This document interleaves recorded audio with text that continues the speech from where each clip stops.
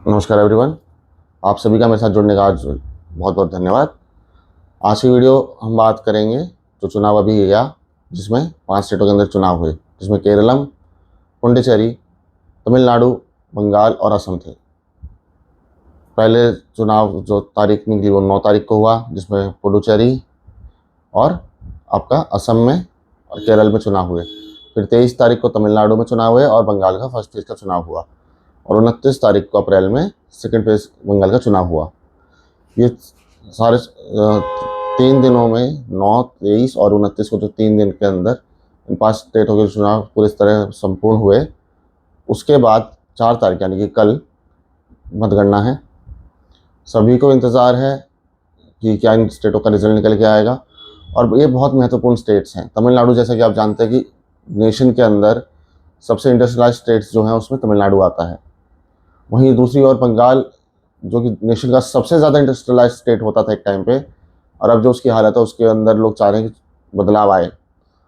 और पिछले 50-60 साल से पहले कांग्रेस, उसके बाद वामपंथ का 35 साल का शासन के बाद 15 साल का शासन ममता बनर्जी का। उसके बीच में जो वहाँ हिंसा हुई, पोस्ट पोल वायलेंस, प्री पोल वायलेंस, वहाँ पे वैसे हिंसा होना, मुर्शिदाबाद के दंगे ले लीजिए आप, मालदा के अंदर घटनाएं ले लीजिए, आरजी कर मेडिकल कॉलेज ले लीजिए, संदेश खाली ले लीजिए। तो ये सारा सब कुछ होने के बाद इन 15 सालों में वहाँ की जो जनता थी एक तरीके से त्राहिमाम जो स्थिति उससे तंग आ चुकी थी। तो उसके बाद वहाँ पे चेंज लोग चाह रहे हैं, उसका चुनाव बहुत इंपॉर्टेंट आ जाता है।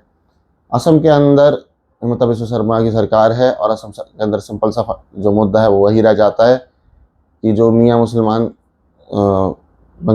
बांग्लादेश से उठ के वहाँ पे आए हैं, उन्होंने जो वहाँ एकदम उपद्रव पर फैला दिया है और जो डेमोग्राफी को 35 to 65 का जो सिनेरियो में बदल दिया है, उसके खिलाफ जो हिमंता बिस्वा शर्मा की निरंतर लड़ाई चल रही है, उसको आगे बढ़ पाएंगे वो लेके या नहीं बढ़ पाएंगे, उसके ऊपर एक चुनाव हुआ। पुडुचेरी के अंदर एक हमारी यूनियन टेरिटरी है, वहाँ पे पहले एनडीए की सरकार है, कोalition गवर्नमेंट, वहाँ पे वापस कोalition गवर्नमेंट आती दिख रही है। तो हम इन सारे मुद्दों पे आज बात करेंगे। तो सबसे पहले शुरुआत करेंगे बंगाल को लेके। बंगाल के अंदर दोनों चरणों में चुनाव हुए। फर्स्ट फेज में 152 सीट्स पे और सेकंड फेज पे 142 सीट्स पे। इन दोनों चुनाव के बाद हमारे को जो समीकरण दिखे वो था कि फर्स्ट फेज के अंदर हिस्टोरिकल नंबर्स जो आए वो आए 93.19% वोटिंग हुई। सेकंड फेज के अंदर 92.87% वोटिंग हुई। फर्स्ट फेज के अंदर प्री पोल और पोस्ट पोल वायलेंस की घटनाएं बहुत छुटपुट रही। सेकंड फेज के अंदर भी जो प्री पोल पोस्ट पोल वायलेंस थी उसकी घटनाएं बहुत कम रही, लेकिन एक कांग्रेसी कार्यकर्ता की मृत्यु हुई है। और चाहे कुछ भी हो, जान का जाना बिल्कुल गलत बात है, खासकर इलेक्शन जैसे एक लोकतंत्र का जो पर्व होता है उसके अंदर। इसका हम खंडन करते हैं। और सबसे बड़ी बात, इतना सारा होने के बाद भी 62 बूथ फर्स्ट फेज में और 77 बूथ सेकंड फेज में चुनाव की रीपोलिंग के लिए गए। इसके बाद भी जो फालदा सीट है, जहांगीर खान जहाँ से है प्रत्याशी, उनकी सीट को डिन्यूमरेट कर दिया गया। उसके चुनाव वापस से 21 मई को होगा। तो 294 की जगह 293 सीट्स रह गई। आप समझिए 2.5 से 3 लाख की फौज, सीआरपीएफ के जवान, पुलिस, इलेक्शन कमीशन की गाइडलाइंस, पूरे का पूरा हिसाब किताब देखना, स्पेशल ऑब्जर्वर्स का आना, प्रॉपर तरीके से सब चीज़ों को समझाना, सर्वेलेंस, बॉडी कैम्प्स, सब कुछ होने के बाद भी साउथ 24 परगना एक सीट ऐसी निकल ही आई जहाँ पे वो सारे मापदंडों की धज्जियाँ उड़ाई गई, जिसकी वजह से उसको वापस से अलग से सारे चुनाव होने के बाद, ये भी नहीं कि रीपोल नहीं, उसको अलग से 21 मई को कराना पड़ेगा चुनाव वापस वहाँ पर। तो ये दर्शाता है कि इतना सब होने के बाद भी अगर ये स्थिति बनी है तो इससे पिछले जो चुनाव रहे हैं वहाँ क्या स्थिति रही होगी, कैसे वो चुनाव हुए, कैसे वहाँ काउंटिंग हुई और कैसे सारी चीज़ें बदली। ये चुनाव जो था उसमें हमें एक हड़बड़ी दिखी बंगाल के अंदर, जिसमें जो जो डायरेक्शंस, चाहे वो इलेक्शन कमीशन की तरफ से आए, सुप्रीम कोर्ट की तरफ से आए, सीआरपीएफ जवानों का वहाँ पे आना, जैसे उसमें बोला गया कि कोई रिपोर्ट और पोल वायलेंस बर्दाश्त नहीं करी जाएगी, कोई इंटिमिडेशन बर्दाश्त नहीं किया जाए, कोई लुभावन चीज़ें बर्दाश्त नहीं करी जाएंगी। ऐसी कितनी सारी चीज़ें होने के बाद भी कोशिश सारी करी गई।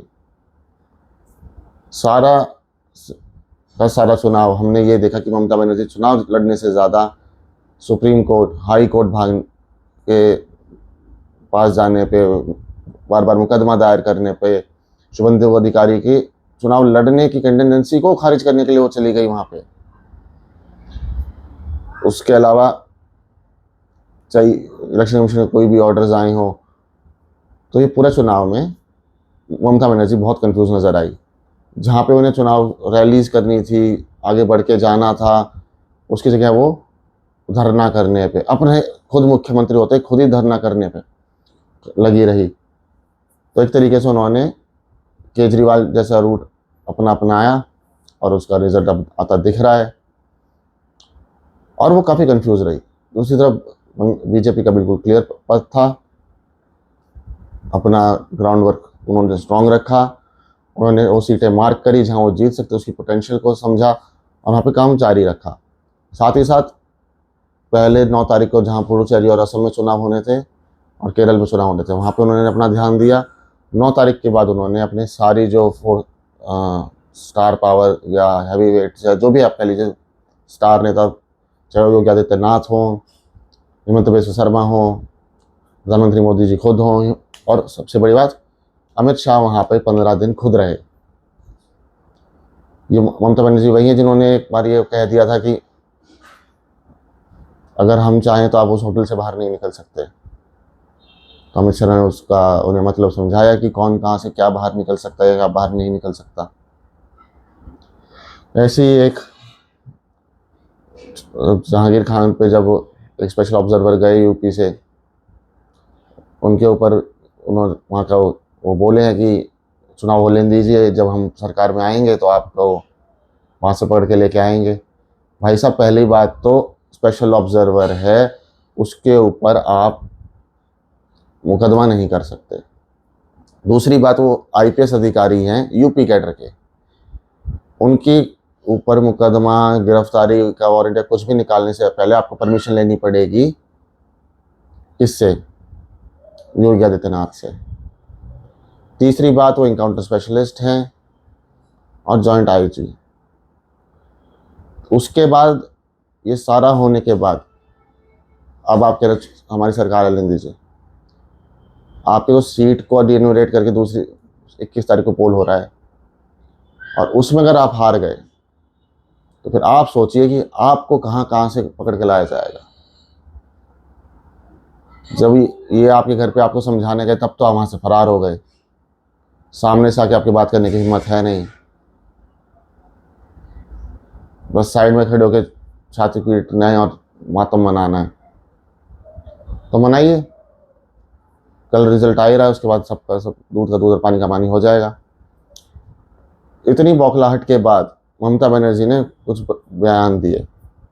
उन्होंने वो बयान फिर से दिखवाया जिसमें उन्होंने कहा कि मैं हूं जो बीच में खड़ी हूं, वरना एक विशेष समुदाय आपको 1 सेकंड में ख़त्म कर सकता है। उन्होंने इसके अलावा और भी 1-2 बयान आए, और इसका सारे का तात्पर्य ये था कि वो अपना जो काडर है उसको छिन्न भिन्न होता देख रही हैं, और वो चाहती हैं कि एटलीस्ट वोटिंग के जो नंबर्स आने हैं, यानी कि इलेक्शन रिजल्ट के डेट पे बूथ्स पे काउंटिंग पोलिंग एजेंट्स रहें। ये ना हो कि उनके पास एजेंट्स ही ना बचे जो बूथ पे खड़े हो पाए, क्योंकि पुराने जो चुनाव हुए और जो अनुभव वहाँ से मिले, वहाँ पे ये दिखता है कि वोटिंग की जब रिजल्ट आता है उस दिन भी रिगिंग ये न्यूज़ आई हैं पहले निकल के। अब उस पर भी इलेक्शन कमीशन ने संज्ञान ले लिया कि 87 की जगह सिर्फ 77 वोट काउंटिंग स्टेशन रहेंगे पूरे बंगाल में। उसके बीच में 2 दिन पहले में एक स्कूल जो स्ट्रांग रूम बनाया गया था उसके वहाँ जो प्रदर्शन हुआ वो भी लोगों की नज़र में रहा है। तो ये सारा होता हुआ सब कुछ समझते हुए ये बात समझ में आई है कि ममता बनर्जी जो है वो कंफ्यूज रही पूरे चुनाव में। उन्होंने अपना चुनाव सही ढंग से लड़ा नहीं, और सही ढंग से इसलिए नहीं लड़ा क्योंकि उन्होंने जो मैनेजमेंट है पूरे चुनाव की वो दे रखी थी आईपैक को, और आईपैक ये जो सीईओ हैं वो 13 तारीख को पकड़े गए। ये वही आईपैक है जिसके दफ्तर पे जब रेड हुई थी तो वहाँ से ये कुछ फाइलें लेके अपने छाती से लगा के भाग के निकल गई थी कि ये क्या मतलब है। उस पूरी प्रक्रिया में बाधा डाली गई थी। ये वही आईपैक है जिसने 13 तारीख को उनके सीईओ को जब पूछताछ के लिए लिया गया कस्टडी में, तो उसके बाद उन्होंने एक तरीके से अनऑफिशियल छुट्टी डिक्लेयर कर दी और कहा कि हम अपने बंगाल से सारा का सारा जो फंक्शन है उसको बंद कर रहे हैं। ये वही आईपैक है जो 13 तारीख को जब उनके सीईओ पकड़े गए और 30 तारीख को जब मुकदमा जज के आगे पेश किया गया तो जो पब्लिक प्रोसिक्यूटर उन्होंने सीधी बात बोली कि उन्होंने काफ़ी अच्छे से सहयोग किया इस पूरी जानकारी। तो क्या सहयोग किया उन्होंने ये तो नहीं बताया, लेकिन सहयोग किया। क्या उनके सहयोग के कारण ही जो रैली निकलती थी, बाइक रैली चुनाव से 36 घंटे 48 घंटे पहले, और जो मजमा फैलाया जाता था पूरे बंगाल में, वो उस पर जब रोक लगी, क्या वो वहाँ से निकल के आई बात?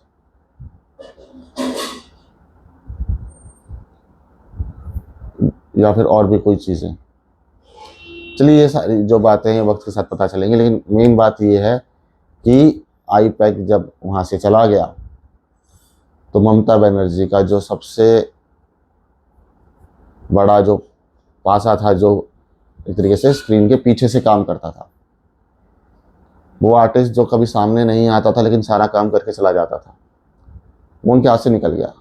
तो जो उनकी चुनाव की मैनेजमेंट थी, बूथ मैनेजमेंट थी, सब कुछ से सब कुछ लेके वो छिन्न भिन्न नज़र आई। और क्योंकि वो सब कुछ छिन्न भिन्न नज़र आया और इतने ज़्यादा उसमें वोट डले हैं, आप लगाइए कि टोटल मिला के 93% वोटिंग हुई है। लास्ट टाइम ये वोटिंग 82% थी। बंगाल के अंदर जो सबसे हाई एंड एरियाज माने जाते हैं, कोलकाता के, हावड़ा के, चौरंगी जैसी सीट जहाँ पे 55% वोटिंग होती है, वहाँ पे भी अब की बार 80-85% वोटिंग हुई है। कोलकाता के अंदर 87% प्लस वोटिंग हुई है सीटों पे। तो ये बताता है कि वो समाज, वो लोग जो पहले डर के मारे बाहर नहीं आते थे, उन्होंने अब की बार अपना वोट दर्ज कराया है, बेखौफ होकर दर्ज कराया है और एक बदलाव के लिए दर्ज कराया है। मैंने एक पिछली 2-3 वीडियो पहले आपको हर एक से जो उनका ज़िला है, डिस्ट्रिक्ट के हिसाब से जितनी वहाँ सीटें उसके एक रन डाउन दिया था और एक कैलकुलेशन दी थी। उसमें मेरा 146 नंबर निकला था, लेकिन मैं अपने नंबर जो मैंने दिया वो था 154 to 162, इसके बीच में मैं सुधरेट रहा था। लेकिन जो ये दोनों पेज में चुनाव हुए हैं उसके बाद मेरे को खुद ही लग रहा है कि ये मैं जो है बहुत कंजर्वेटिव फिगर है। लेकिन बात वही है कि बंगाल का जो हिस्टोरिक रहा है उसको देखते हुए आदमी थोड़ा कंजर्वेटिव माहौल रख के ही चलता है। लेकिन जैसी वोटिंग हुई है और जैसे हिंदू बाहर निकल के आया है और साबित किया है कि जो एक मिथ बना दिया गया है कि एक विशेष समुदाय वोट करता है और उसकी वोटिंग के हिसाब से ही सरकारें तय होती हैं, तो उसका जो मिथ है जैसे कि वो बिहार में तोड़ा गया, यूपी में तोड़ा गया, असम में तोड़ा गया, ऐसे ही अब वो इस बंगाल चुनाव में टूटता हुआ नज़र आता है। और मेरा अब मानना है कि 170 प्लस, पहले 152 में से 105 से 110 सीटों के बीच में, और सेकंड फेज़ में 65 to 70 सीट्स के बीच में सीटें आ रही हैं, और इन दोनों को मिलाते हैं तो 170 प्लस सीटें बीजेपी निकालती नज़र आ रही है। और जो कहीं अगर ये सीटें, जैसे मैंने बाकी कहीं सुना और बाकी जो हमारे वरिष्ठ पत्रकार हैं और एनालिस्ट हैं उन सबको जो मैंने बात सुनी है, और ख़ासकर जो बहुत ही वरिष्ठ पत्रकार हैं भावतोष शेखर जी, उन्होंने ये बात अपने पॉडकास्ट और कई जगह बोली है कि बीजेपी 50% से ज़्यादा वोट सिक्योर करेगी वोट परसेंटेज में। अगर वो वोट परसेंटेज 50+ हो जाए, जो कि मैं आपसे कहा था, सिर्फ 42% से ज़्यादा अगर वोट शेयर ले जाती है बीजेपी, तो भी बीजेपी सरकार बना रही है। और अगर ये आंकड़ा 50% से ज़्यादा जाता है तो आप मान के चलिए सिंगल हैंडेडली स्वीप आउट होगा, तृणमूल दिखने में भी नज़र नहीं आएगी। और फिर तो आप ये मान के चलिए स्काई इज़ द लिमिट, कहीं तक भी कोई नंबर जा सकता है, उस पर आप कुछ नहीं कह सकते। फिलहाल के लिए जो मेरा नंबर था वो था 154 से 162, लेकिन जैसे वोटिंग हुई है उससे मुझे लगता है कि 170+ सीट्स आनी हैं। ये बंगाल के लिए बहुत खुशी की बात है। वापस से इंटीग्रेशन विद द स्ट्रीम जो हमारा चल रहा है पूरे देश का, उसके साथ। इसके अलावा जो तमिलनाडु का चुनाव है वो बहुत ज़्यादा इंटरेस्टिंग हो गया है, क्योंकि जो जोसेफ विजय की पार्टी है टीवी के, उसका एक अच्छा खासा वोट शेयर निकल के आता दिख रहा है। क्या ये जो वोट उन्होंने वहाँ से लिए हैं वो डीएमके के कटे हैं या एआईडीएमके के कटे हैं? क्योंकि जो कि ये बात निकल के आ रही है कि यंगस्टर्स और जो क्रिश्चियन समुदाय है वहाँ का, वो जोसेफ विजय के साथ काफ़ी अच्छे से खड़ा हुआ है और उन्होंने वोट उस पर डाले हैं। अगर ये बात सच है तो मेरा ये मानना है कि डीएमके के वोट कटे, और अगर ऐसा है तो Joseph Vijay will be the king maker in Tamil Nadu. उन्होंने बोला है कि हम बीजेपी के साथ अपना अलायंस नहीं करेंगे, पर the major party is AIADMK, not BJP. BJP की वहाँ पे भाई 26-27 सीटें हैं, तो आप बीजेपी के साथ अलायंस नहीं करेंगे, पर मेजर पार्टी तो एआईडीएमके है, तो आप एआईडीएमके के साथ जाएंगे क्या? कल के चुनाव के बाद बहुत सारी चीज़ें इस मंथन में से निकल के आएंगी, और जहाँ तक मुझे लगता है तमिलनाडु में ये बात इस चीज़ पर डिसाइड होगी कि टीवीके ने किस पार्टी को नुकसान पहुँचाया है। क्या एआईडीएमके के वोट उन्होंने लिए हैं अपनी तरफ, या फिर डीएमके के वोट लिए हैं? क्योंकि टीवीके जो जोसेफ विजय की पार्टी है, he will be the deciding factor कि वोट किस तरफ बैठा है।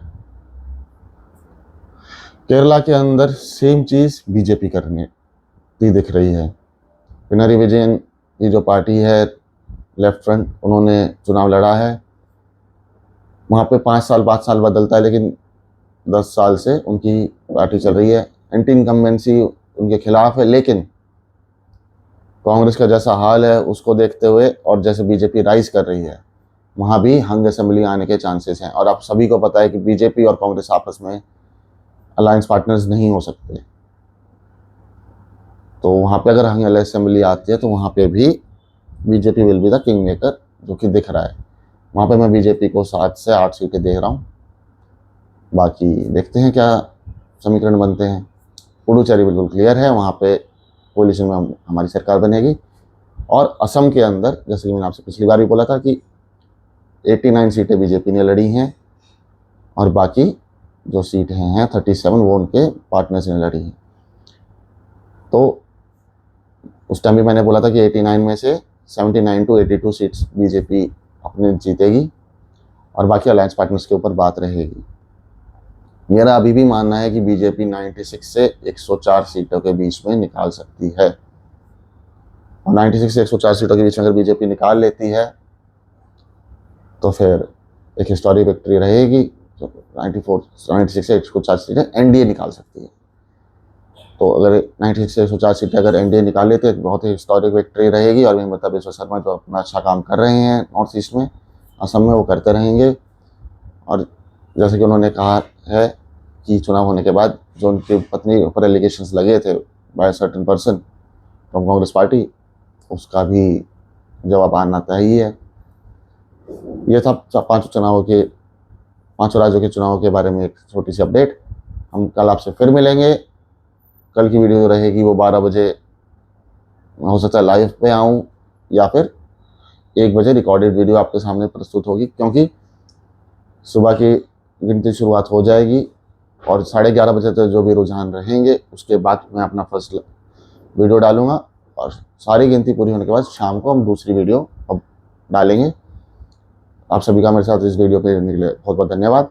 वीडियो को आगे शेयर करें, चैनल को सब्सक्राइब करें, लाइक करें और अपने कमेंट्स डालें। आप अगली वीडियो किस चीज़ पे जानना चाहते हैं, वो जियो पॉलिटिक्स है, इंटरनल पॉलिटिक्स है, सिक्योरिटी मैटर्स हैं या फिर स्पोर्ट्स है। स्पोर्ट्स भी बहुत इंपॉर्टेंट है, आप डाल सकते हैं चाहे आप किसी भी स्पोर्ट्स पे। मैं आप सभी का मेरे से जुड़ने के लिए बहुत बहुत धन्यवाद। जय हिंद, वंदे मातरम, नमस्कार।